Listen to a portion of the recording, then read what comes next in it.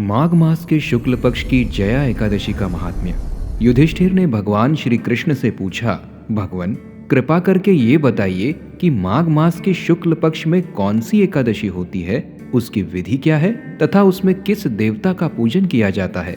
भगवान श्री कृष्ण बोले, राजेंद्र, माघ मास के शुक्ल पक्ष में जो एकादशी होती है उसका नाम जया है। वह सब पापों को हरने वाली उत्तम तिथि है। पवित्र होने के साथ ही पापों का नाश करने वाली तथा मनुष्यों को भोग और मोक्ष प्रदान करने वाली है। इतना ही नहीं, वह ब्रह्म हत्या जैसे पाप तथा पिशाचत्व का भी विनाश करने वाली है।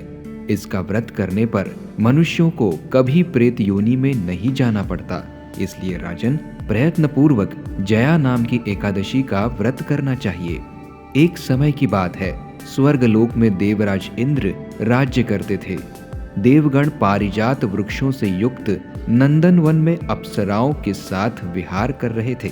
50 करोड़ गंधर्वों के नायक देवराज इंद्र ने स्वेच्छानुसार वन में विहार करते हुए बड़े हर्ष के साथ नृत्य का आयोजन किया।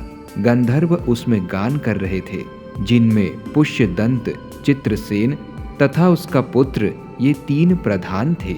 चित्रसेन की स्त्री का नाम मालिनी था। मालिनी से एक कन्या उत्पन्न हुई थी जो पुष्पवंती के नाम से विख्यात थी। पुष्पवंत गंधर्व के एक पुत्र था जिसको लोग माल्यवान कहते थे। माल्यवान पुष्यवंती के रूप पर अत्यंत मोहित था। ये दोनों इंद्र के संतोषार्थ नृत्य करने के लिए आए थे। इन दोनों का गान हो रहा था। इनके साथ अप्सराएं भी थीं।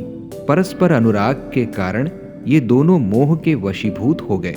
चित्त में भ्रांति आ गई, इसलिए वे शुद्ध गान न गा सके। कभी ताल भंग हो जाता और कभी गीत बंद हो जाता था।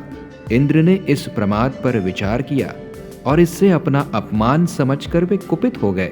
अतः इन दोनों को शाप देते हुए बोले, ओ मूर्खों, तुम दोनों को धिक्कार है। तुम लोग पतित और मेरी आज्ञा भंग करने वाले हो। अतः पति पत्नी के रूप में रहते हुए पिशाच हो जाओ। इंद्र के इस प्रकार शाप देने पर इन दोनों के मन में बड़ा दुख हुआ।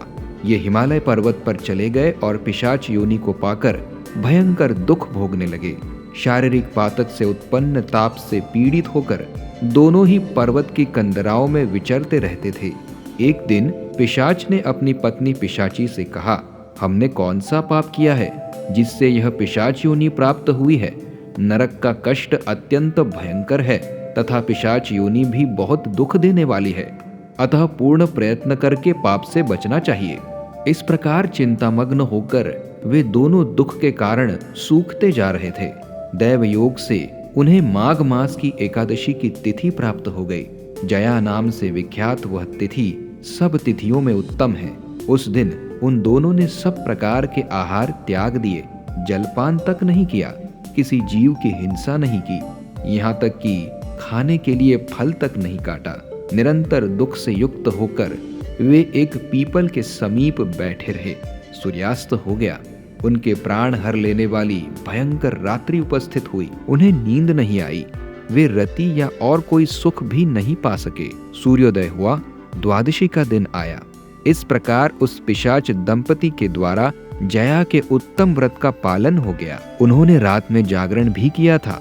उस व्रत के प्रभाव से तथा भगवान विष्णु की शक्ति से उन दोनों का पिशाचत्व दूर हो गया। पुष्पवंती और माल्यवान अपने पूर्व रूप में आ गए। उनके हृदय में वही पुराना स्नेह उमड़ रहा था। उनके शरीर पर पहले जैसे ही अलंकार शोभा पा रहे थे। वे दोनों मनोहर रूप धारण करके विमान पर बैठे और स्वर्गलोक में चले गए। वहां देवराज इंद्र के सामने जाकर दोनों ने बड़ी प्रसन्नता के साथ उन्हें प्रणाम किया। उन्हें इस रूप में उपस्थित देखकर इंद्र को बड़ा विस्मय हुआ। उन्होंने पूछा, बताओ, किस पुण्य के प्रभाव से तुम दोनों का पिशाचत्व दूर हुआ है। तुम मेरे शाप को प्राप्त हो चुके थे, फिर किस देवता ने तुम्हें इससे छुटकारा दिलाया है। माल्यवान बोला, स्वामिन, भगवान वासुदेव की कृपा तथा जया नामक एकादशी के व्रत से हमारा पिशाचत्व दूर हुआ है। इंद्र ने कहा, तो अब तुम दोनों मेरे कहने से सुधापान करो। जो लोग एकादशी के व्रत में तत्पर और भगवान श्री कृष्ण के शरणागत होते हैं वे हमारे भी पूजनीय होते हैं। भगवान श्री कृष्ण कहते हैं, राजन, इस कारण एकादशी का व्रत करना चाहिए। नृपश्रेष्ठ, जया ब्रह्म हत्या का पाप भी दूर करने वाली है। जिसने जया का व्रत किया है उसने सब प्रकार के दान दे दिए और संपूर्ण यज्ञों का अनुष्ठान कर लिया। इस महात्म्य के पढ़ने और सुनने से अग्निष्टोम यज्ञ का फल मिलता है।